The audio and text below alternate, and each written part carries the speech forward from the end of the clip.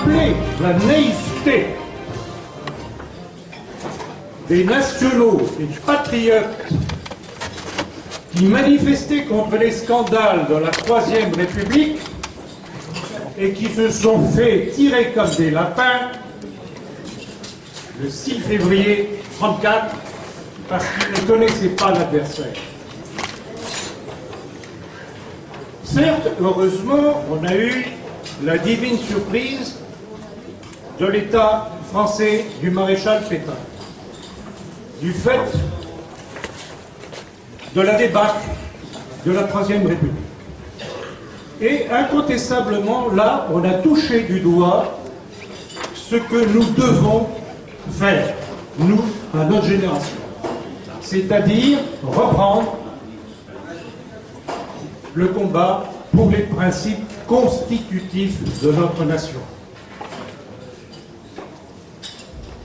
Puis après, il y a eu la libération, soi-disant telle, les massacres de la libération, qui visaient, entre autres choses, à liquider tous les cadres nationalistes qui existaient, qui avaient permis à l'État français d'exister, de fonctionner, pour qu'il n'y ait plus de mésaventures de telle sorte. Et puis, donc, il y a eu les expériences patriotiques de Poujade, de Tixia-Villancourt, le combat pour l'Algérie française. Mais, remarquez, mesdames et messieurs, avec quel chef? Avec des chefs issus du gaullisme et de la résistance.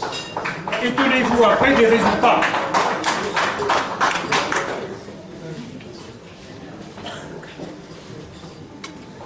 Donc, si je vous donne ces exemples, c'est pour vous attirer l'attention sur le fait que si on n'a pas de doctrine, et ça a été le cas de toutes ces expériences, elles n'ont pas eu de doctrine, et si on ne connaît pas l'adversaire, ses méthodes et ses buts, on arrive aux résultats désastreux que nous connaissons aujourd'hui. Une fois qu'on a posé le diagnostic, et là, vous m'excuserez, mais c'est le médecin et neurochirurgien que je suis, ayant toujours tendance à trancher, après avoir sondé, qui vous parle. Quand on a fait le diagnostic, on est obligé d'arriver à une conclusion pour trouver le traitement. Eh bien, le traitement est tout simple. Il est déjà dans ce que je vous ai déjà dit. Avoir une doctrine, connaître l'ennemi, ses méthodes et ses buts. Ce sont les deux impératifs absolument nécessaires. Sinon, on est naïf et on se laisse prendre aux manœuvres de l'adversaire. Et je voudrais vous citer ce texte effrayant, navrant, de Marie-Antoinette, qui explique le pourquoi de la chute de la monarchie. Je cite. Alors, premièrement, elle répondait à sa sœur Marie-Christine qui la mettait en garde contre la maçonnerie. Et voilà ce que la malheureuse reine Marie-Antoinette lui répond. Je vois que vous frappez beaucoup de la franc-maçonnerie pour ce qui est de la France. Elle est loin d'avoir l'importance qu'elle peut avoir en d'autres parties de l'Europe, pour la raison que tout le monde en est.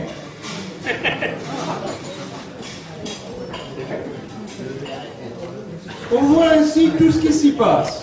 Où est donc le danger? On aurait raison de s'en alarmer si c'était une société secrète de politique. L'art du gouvernement est au contraire de la laisser s'étendre, car ce que c'est en réalité une société de bienfaisance et de plaisir.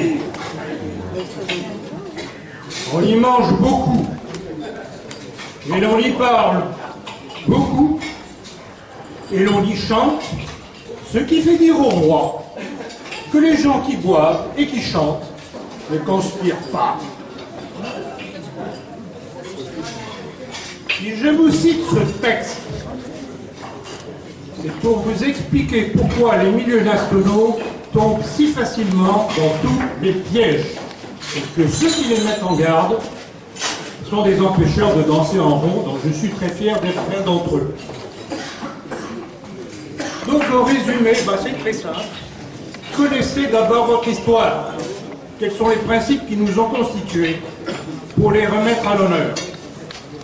Apprenez à connaître l'adversaire, y compris dans nos rangs, à travers ceux qui essayent de nous faire croire qu'il n'y a pas de complot contre la nation, contre la religion chrétienne. Le jour où vous aurez compris cela, que vous cesserez de tomber dans tous les pièges tendus, vous, nous, on fait un très grand chemin sur le chemin de la reconquête.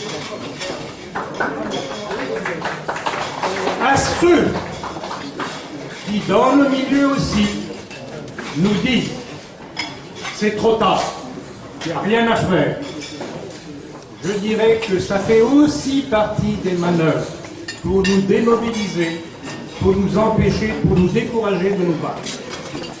Et je voudrais vous dire cette réflexion que je donne très régulièrement à ceux qui me sortent ce genre d'ineptie.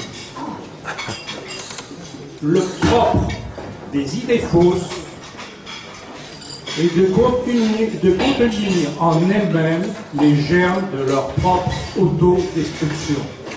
Et je pense que c'est ce que nous allons vivre, car les méfaits du mondialisme cosmopolite messianique sont en train de provoquer de tels bouleversements géopolitiques et sociaux que nous allons vers des événements révolutionnaires graves. Et c'est pour cela qu'il est fondamental et urgent d'avoir des cadres nationalistes formés et non pas des gens qui font des défilés ou qui font des soupas au lard ou des journées saucissons et pinards. C'est de la caricature et ce n'est pas avec ça que l'on construit. Bravo.